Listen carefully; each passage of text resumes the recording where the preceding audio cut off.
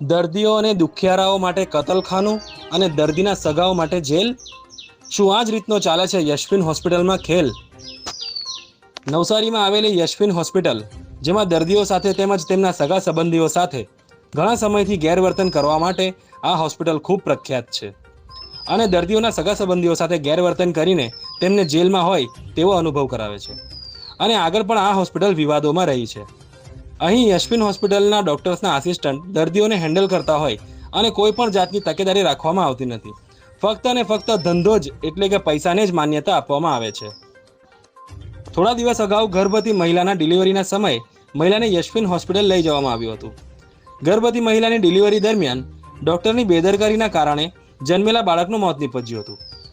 પરિવાર દ્વારા જ્યારે ડૉક્ટર્સને અને ટ્રસ્ટીઓને ફરિયાદ કરવામાં આવી ત્યારે ડૉક્ટર તરફથી દાદાગીરી કરવામાં આવી. તમારાથી જે થતું હોય તે કરી લો, તમારા જેવા તો અહીંયા બહુ આવે છે. આવા વચનો દુઃખી દર્દીઓના પરિવારને કહેવામાં આવે છે. આવી ઘટનાઓ ઘણા સમયથી આ હોસ્પિટલમાં થતી આવી છે.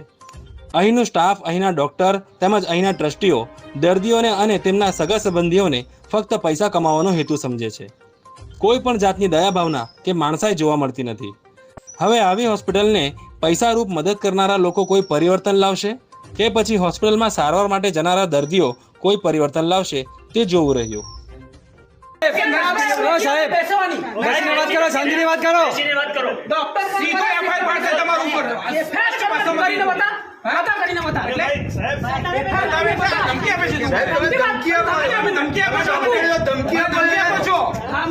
ધમકી આપો છો તમે.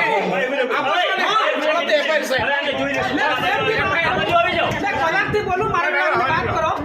એટલે તું તમે એટલે તમારી સાથે અમારે આવવાનું.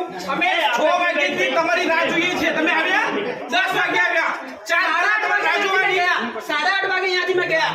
તમે ક્યાં હતા? 8:30 વાગે ક્યાં આવ્યા? 9 વાગે ગયા. 8:30 વાગે વાત કરો. તમે એ લોકોને બધા વાત કરવા માટે ધમકાવો, પેશન્ટને ધમકાવો. તમે ડોક્ટર થઈને જે બાળક મરી ગયું એની સાથે આવી રીતે વાત કરે. તમે ડોક્ટર થઈને આવી રીતે વાત કરો યાર. માણસ છો કે મત તમે ડોક્ટર આવા ડોક્ટરની હોસ્પિટલમાં આવતું હોય આ તો આ ધંધો લઈને બેઠેલા છે. છોકરાઓને મારવાનો ધંધો લઈને બેઠેલા છે. અમે આવ્યા એટલે ડાયરેક્ટ તમે કેમ કીધું કે તમે જોરથી વાત કરો છો? કોણે જોરથી વાત કરી? અરે જોરથી નહીં. ના ના પોતાના ષડયંત્ર અમારું બધું એક તો કોયું એક વાર બોલ્યા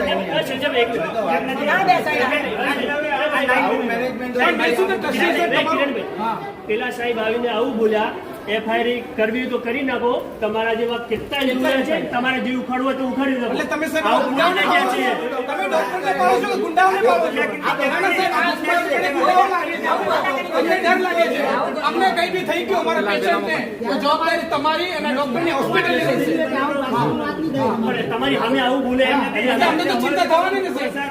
આ નાઇટ ડ્યુટીમાં ડોક્ટરે જ આવે, નીચે જો નાઇટમાં કદાચ એને કહે કે તમે સમાચાર માંગુ છું, ડોક્ટરને પહેલા તો ડિસ્મિસ કરો. આ વિષય પતી ગયા. કેમ પણ એને એમ કહેવાય કે ભાઈ મારી ભૂલ થઈ, હું સમાચાર માંગુ છું તો આ વિષય પતી ગયો. પણ તમે આ લોકો શું કરે છે ખબર? આપણા જીવન જિંદગીનો તો કઈ મતલબ જ નહીં. ગરીબ માણસો હોય ને આવા કેસ બનાવે અને બચારાને આ લોકોને એમ જ કઢાઈ મૂકે છે.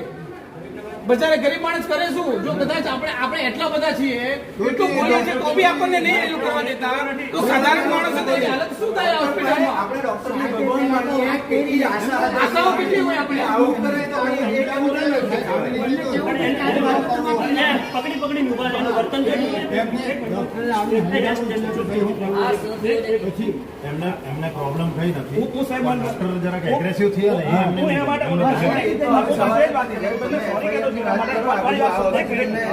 તમે 3 માણસ કે 4 માણસ જે છે ને, તમે જે જવાબદાર વ્યક્તિ છે એ આપણે સાથે સાહેબના સાથે બેસીએ, સાહેબ બી બેસીએ. આપણે અમારા બેસવું જ નથી ને, બેસીને આવી રીતે ઉકળી વાત કરે.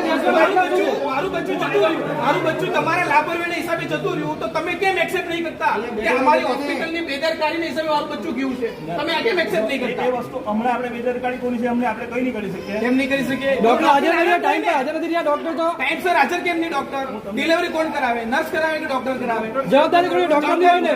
ના, ના, હું તમને એ જ કહેતો છું કે હવે આપણે બેસીને વાત કરીએ તો સાહેબને જોઈને આપણે પાછા બેસીએ. પણ તમે જો તો ખરા બેસીને વાત કરી દે તો મને ડાયરેક્ટ ધમકી આપે છે. તારા જેવો તો ખચ્ચર જોઈ લીધા છે. હવે મારે શું કરવાનું? આપણે ભલા માણસ હું તમને કહેતો છું કે હું તમને એમ કહેતો કે સમજદાર હતા એટલે જ તો આ તકલીફ થાય છે ને બેન. હું તમને એ જ કહું છું. હા, બાકી તમે ડોક્ટરની ગુંડાઓ પાલ્યા છે, ગુંડાઓ. એસપી હોસ્પિટલમાં ગુંડાઓ પાલ્યા છે.